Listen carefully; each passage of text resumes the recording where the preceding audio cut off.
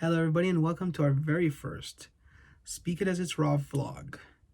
We are going to just speak raw, no edits, no script, no nothing. As you see it is what you get, the WYSIWYG. Here we are just chatting about important things. Just recently, I started posting quite a bit about different things that I'm reading or listening to, watching different videos, listening to different podcasts. And recently, an acquaintance of mine, Eli Nash, was interviewing with Omar Pinto, a coach. A very interesting discussion. I highly advise everybody to subscribe to Eli Nash's podcast. It is really, really good. And I listened to the episode of Forgive Me for My Guilt at least 3 times because I related to so many things that were being said there. Let me just give you a very quick overview of things that we're going to talk about here and different things that I really connected with. So I took some notes, so I will be looking down a few times, so please excuse me. But yeah. So the first thing Omar was talking about was religious guilt and religious trauma.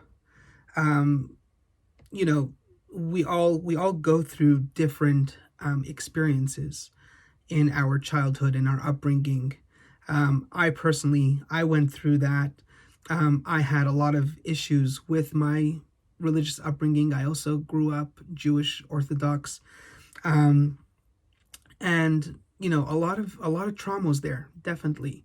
I still struggle with many things from the childhood, and I remember being abused, being named, called, all that kind of stuff by parents, by mostly my father, and by some teachers.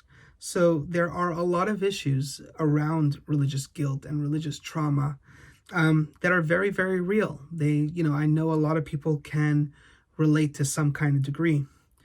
So, let's just really explore a little bit, what does religious trauma mean, at least for me.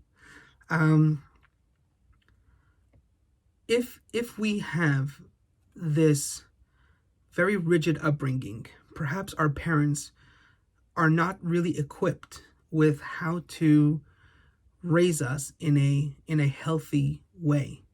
It could be that it's from their childhood. It could be many different things. But religious trauma occurs, in my personal opinion, when the upbringing is not healthy.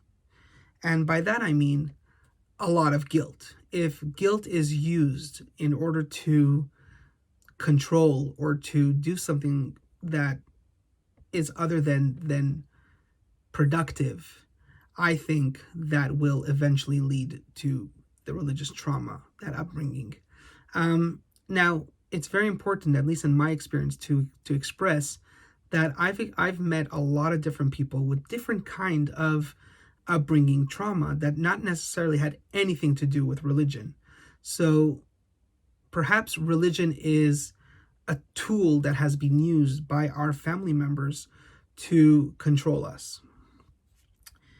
Now, what I think is the key issue in religious trauma, in all kinds of trauma, is this organized religion, okay? And organized religion is very simply described as religion being enforced by a group of people. When I was growing up and when I went to school and when I went to my yeshiva years, my rabbinical college years, I struggled very, very much with this organized religion stuff. I was that kind of kid that had quite a bit of issues with authority, for various different reasons. It doesn't matter. We won't get into that. But I remember I had this one teacher that was just phenomenal, and he was sort of a mentor to me.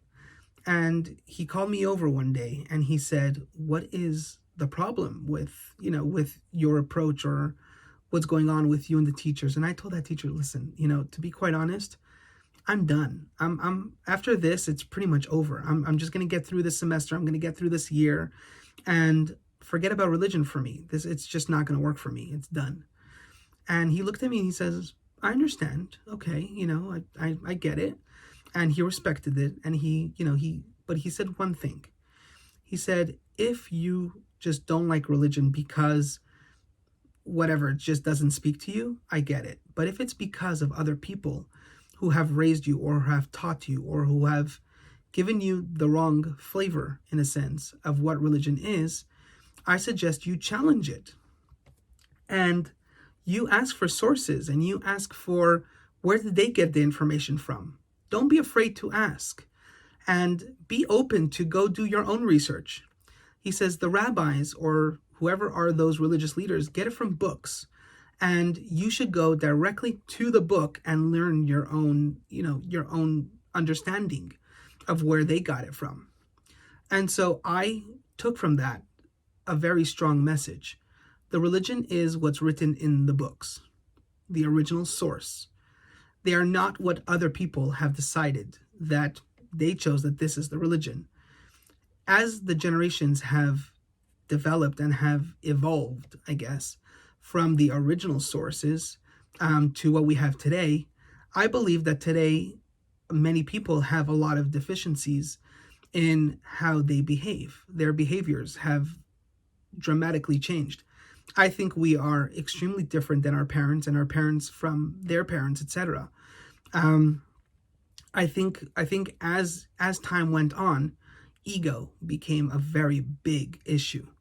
And if I look back, I could see that the single most outstanding behavior of any of my teachers or my father or whoever it was a very big amount of ego. God forbid if you were ever to contradict something they said. Let me give you an example. About a couple, maybe 2-3 years ago now, on the holiday of Sukkot, which is a holiday of, a time when Jewish people get together, we're unified. The whole representation of this holiday is a unification representation. It's a time when really people come together and unite. So I would go to an annual get together, a gathering, which is called a Farbrengen, a Hasidic get together, and I was walking to my little corner in that sukkah where this gathering was taking place, the friends that I would hang out with. And as I was walking through the sukkah to the corner of where my gathering was, this one individual from my past happened to be sitting there. And he just called me out pretty loudly. And he says, Mr. Kirkis, I know you and I know your dad and I know your father. I know that he sells Hasidic garbs. Why aren't you dressed in Hasidic garb? You should be dressed in Hasidic garb. And I just turned around to him and I looked and I said, this doesn't make, excuse me? Who are you to tell me how I should be dressed? And why call me out that way? Why embarrass me? Why shame me in front of everybody? Are you trying to imply that I should feel guilty of something? I don't get it. Who do you think you are? Yes, you're an elder, and yes, you are older, and you perhaps deserve respect, but what you're doing is very disrespectful to yourself and to others. I said, how about you call me over quietly, inspire me by saying, hey, go get a book, go get a Hasidic book. Let's learn together. Let's, figure out a different way of your approach. And I would probably respond very well. I would go get that book. I wouldn't have you get up, you're older. I would go to the bookshelf, get the book, sit down and learn with you and expect you to inspire me because you're older and you have more knowledge and you have more experience. But let me tell you, based on how you behaved, I probably could run around you in circles several times because I actually sat down and learned those books.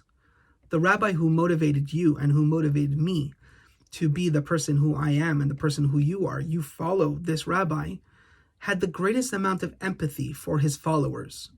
Why don't you learn a lesson from him? And that's how I left that. And I walked away. This rabbi's son, who lives in the city where I was living at the time, overheard this interaction and he turned around to me, got up to me, and he said, wow, you're the first person who ever was able to stand up to my father, who had the guts to stand up to my father. And what you said was really, really true and really strong. I congratulate you, and I really respect you for what you did. That's incredible. And so my lesson from that was not in any way to try to disrespect the individual, but rather to really put up the boundaries and say, hey, back off. Don't throw on me your organized religion, because that doesn't work. I'm very proud of who I am. I do my part to the best of my ability, and I'm very, very proud of who I am. I have no shame and I have no guilt. True, I have growth. I have to grow in certain places. I have to grow. But right now, where I am is just as good. And God loves me just for the way I am and just who I am. Don't try to throw on me any form of guilt or any form of garbage. Where does it say that I have to get dressed in what you think is the right garb or whatever? That's complete nonsense. So, continuing on, I'm just following here in my notes.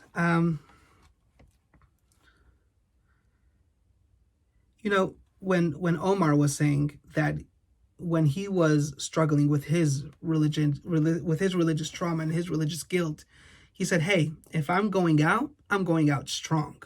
Literally, those were his words. So I see this a lot. And in my background, when I worked with people in the prisons, a lot of inmates that I've actually met, I found that they were deep down, they were good people. But for whatever reason, they were led to believe that they were bad or negative people. And they said, hey, if I'm already considered bad, then why not? Let me go rob that store. Let me go do that crime or whatever, or their ego took over who they were and they led to much larger crimes. But, sometimes what we are looking for is this acceptance. And if we're not accepted, then we rebel against this organization or this community that we find ourselves in. Again, I struggled with that and I had to deal with that. But then I said, who are these people to kick me out of a community? Who are these people to not accept me? I'm a wonderful individual. I'm an amazing person. And according to Kabbalistic teachings, I'm literally a portion of God of above. And if I'm literally a part of God, and so are they, then I'm pretty much on the same standing as they are. And I am good. If they don't see that good, that's their problem, and they have to do their own kind of work. But I'm good, essentially. Now, don't get me wrong. All this sounds pretty strong and pretty healthy, but it took me a very long time to come to this place. I, too, did my portion of sins and my portions of mistakes. And I, too, thought I was such a bad person. There was a time when, back where I used to live in Montreal, I wouldn't be able to walk on the street without being called names and, terrible things. Massive amounts of trauma that are related to that. But the way I overcame was by really understanding who I was spiritually, physically, emotionally, and on every level, on every aspect. And part of it was a journey, and it took me time to figure this out. But I would constantly stand in front of that mirror and say, hey, you are a part of God and God loves you, no matter what, no matter who. And here, let me give you another great example. One time I was standing with my boss and we were having a discussion, and somebody abruptly joined our conversation, and he disrupted our conversation rather. And he needed to speak urgently to my boss. And he kind of asked me, oh, please, if you don't mind, just give me a moment with him and whatever. And my boss perhaps knew that there was something pretty urgent or whatever. I'm sure there was something important. And I was like, okay, fine, no problem. And my boss, as a joke, said, yeah, it has something to do with you. So I looked at him and I smiled and I said, wow, that's awesome. That's so good. Obviously, you guys only have something good to say. Like, of course, I'm out of here. Like, speak all you want. That's great. After that conversation, he looked at me and he's like, wow, you took it so well. I mean, I didn't mean to be rude, but I said it as a joke and sarcastically, but like your comeback was just unexpected. And I said, But no, honestly, there's nothing bad to say about me. I only do good things. I'm only good. There's nothing else. You know, people who are not secure with who they are right away think that, oh, what did I do wrong? Oh, what happened? They're scared. But it's more than that. You have to be confident that you're doing what's right because you're taking every single right step. There's nothing to be afraid of. There's nothing to be ashamed of. No guilt could take you over because you're simply taking the next right step. It's that simple. To just stop listening to what other people are saying. Go to the books. Go to the source. Go to the original, text, whatever it is. Look for a mentor that really, really cares about you. Look for a coach who's going to stand there behind you and tell you, hey, you're better than. You don't need anybody to take you down. Nobody should be taking you down. Why feel guilty about who you are? Wherever you are today, that's fantastic. That's amazing. But remember that tomorrow you're going to grow. And you should have that mindset of growth. Whatever you're doing today is better than yesterday, and whatever you're going to do tomorrow is better than today. But still, where you are today, right now, in this present moment, you are amazing. You're incredible. You don't need more than that. Okay? So stop, there's no need for guilt, and there's no need for that shame. Now, the last thing I want to talk about is what's healthy guilt. What's a healthy version of feeling bad, if you will. So there's something in Kabbalah and in Hasidic teaching that says that we have to love God and to fear God. And that's a sense of how we get connected and closer to a spiritual sense or a higher power, a higher form of self. What does it mean to fear something? Now, organized religion will put a whole bunch of list of fears, why you should be afraid and why you should feel guilty. And, at first I would always have a vision of God as this Zeus-like figure, that this something big and scary will come and bash me down if I'm doing something wrong. But as I recovered from that and as I changed my mindset and perception, it dramatically changed. So let me give you an example of what that looks like. I'm married, happily married, thank God. And I absolutely adore my wife, like on every level. She's the greatest gift and the greatest blessing that anybody could ever ask for. I'm super, super blessed. My wife is so important to me and I love her so much that I actually fear her being hurt. I'm afraid that she's going to be hurt or she's going to be discomforted or something is going to bother her. If she's in a sense of discomfort, that will actually physically hurt me. I would have a problem with that. And I love her so much that I care that she's always well taken care of and that she's always happy and that she's always smiling. I have all kinds of routines that I put myself, that I'm developing as habits to make sure that every morning she wakes up with a smile on her face. Whether it's a little comedy thing or whatever it is, I want her to always be happy. So, for example, this is a total hypothetical case, but let's say my wife has a problem with the garbage smelling bad. Okay, so when the trash smells bad, she wants it taken out and put away. Now, my thing is that wait till it fills up to the top. Why waste the bag, right? Now, this is again totally hypothetical. This is not true.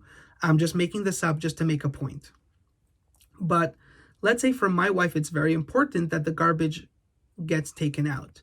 And I notice this by seeing her face every time the garbage lid opens up and it smells, she is in discomfort. So because I care about her so much, I will go out of my comfort zone and I will disregard my personal opinion that the trash should be full before we tie it up and put it away or whatever. I will get there and I will move it. I will take initiative and I will move it away. Why? Because I fear that she's gonna be hurt. And every time I forget or every time she's in pain, I'm not gonna allow that to give me guilt or shame. but I will feel some kind of discomfort to act in a better way the next time. So what that means is that I will feel a certain level of pain or discomfort or guilt or shame or whatever it is, so that I will have that as a deterrent for the following time, for the next time, that that my wife won't feel bad. Now, this is coming from a place of love and care and deep concern, not from a place where I'm going to feel bad or I'm going to beat myself up and I'm going to go in front of that mirror and tell myself, you're such an idiot. You didn't, like, no. Whatever I made a mistake, I forgot, or whatever it is, and I will use this discomfort as a deterrent for the following time. So this analogy is the same as for God. I don't understand why God wants me to do certain things. He gave me this guidebook, which we call the Torah or the Bible or the good book or whatever it is. And we have these guides of what our higher power expects of us, morally or whatever it is. Some of them we understand and some of them we just don't. And but hey, if that's what makes him tick, if that's what makes him happy, then because I love him so much, I want to go out of my way, out of my comfort zone, to make sure that I do what he likes. There's nothing wrong with that. In fact, that is very, very admirable. And I'm going above and beyond from myself. I'm removing my ego so that I could appease or I could do something better and bigger than for my higher purpose.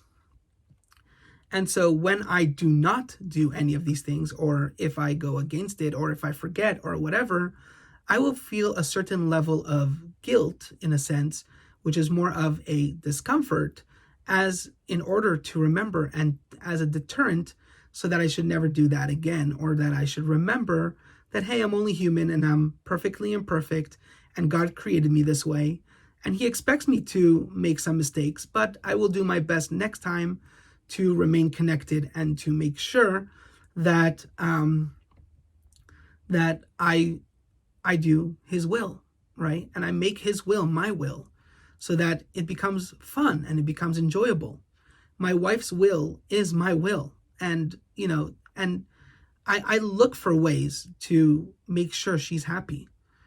So that in my opinion is a different way of looking at guilt or fear or whatever it is, rather in a positive way, not in a discomfort way, not in a unhealthy way. We don't want it to become a dysfunction, rather a function. So that is my little take and my little review. I'll be more than happy to answer any questions. Feel free to follow this YouTube channel, this LinkedIn profile. This is going to be on LinkedIn, on Instagram, on Facebook, pretty much everywhere. I'm very quick. I'm relatively quick to respond. Feel free to check out my website, www.yermikurkus.com, YERMIKURKUS.com. Feel free to email me, Yermi, YERMI, @yermikurkus.com. I would love to hear your comments and your shares. And if you have any questions or any suggestions for other discussions, please let me know in the comments below. And I'll be more than happy to create videos for that as well. And let's engage. Let's make this world a better place. Don't forget to one up every day. See you soon.